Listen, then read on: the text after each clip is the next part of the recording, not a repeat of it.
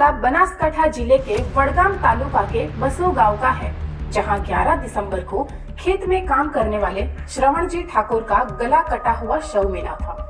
मामला दर्ज कर आगे की कार्यवाही की गई।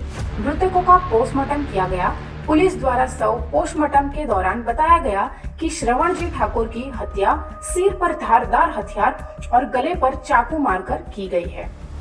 पीएम रिपोर्ट में हत्या की बात सामने आते ही पुलिस ने स्थानीय 7 अलग अलग टीम बनाई। इस 7 जन्मों तक साथ जीने और मरने का वादा करने वाली पत्नी ही अपने पति की हत्यारी निकली।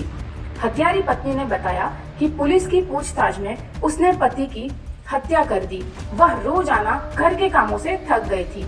इस वजह से पत्नी ने पहले श्रवणजी ठाकुर के सिर पर दरांती से वार किया, जिसके बाद जब वह अर्ध बेहोश हो गए तो बिस्तर की रस्सी से उसका गला ही घोट दिया। हत्यारी पत्नी रेखा ठाकुर ने पहले अपने पति की हत्या को दुर्घटना यानी कि आत्महत्या बताने की कोशिश की, लेकिन पोस्टमार्टम रिपोर्ट में हत्या की बात सामने आने के बाद आखिरकार हत्यारी पत्नी खाके की गिरफ्त में आ ही गई। पुलिस ने अब पत्नी को गिरफ्तार कर लिया और उसकी रिमांड की प्रक्रिया भी कर दी गई है। तो महत्वपूर्ण बात यह है कि रोजमर्रा की घरेलू हिंसा का दुखद अंत हो गया और इसमें आखिरकार पति की जान चली गई और पत्नी जेल चली।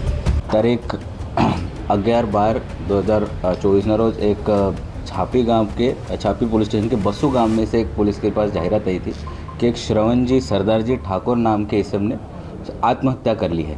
पुलिस ने मौके पे जाके जब चेक किया तो प्रथम दृष्टि वो आत्महत्या जैसे ही दिख रहा था, इसलिए उस टाइम पे ईडी दाखिल की गई थी और हत्या का जो आगे तपास चालू था ईडी का, उस तपास में ये फलित होता है कि उसमें ऐसे कुछ साइंस थे, ऐसे कुछ पुरावे थे जिसमें से वो मौत थोड़ी शंकास्पद लग रही थी। उसी दिशा में पुलिस तपास कर रही थी। उसमें हमें पता चलता है और उस तपास में ये पता चलता है कि इंट्रोगेशन के दौरान उनके पत्नी का इंट्रोगेशन किया गया और आजू बाजू वालों का भी इंट्रोगेशन किया गया। उस इंट्रोगेशन के दौरान उनके पत्नी ने ये एडमिट किया कि उनका और ना झगड़ा होता था पति पत्नी का, और इसी झगड़े को वो कंटाल चुकी थी, वो त्रस्त हो चुकी थी।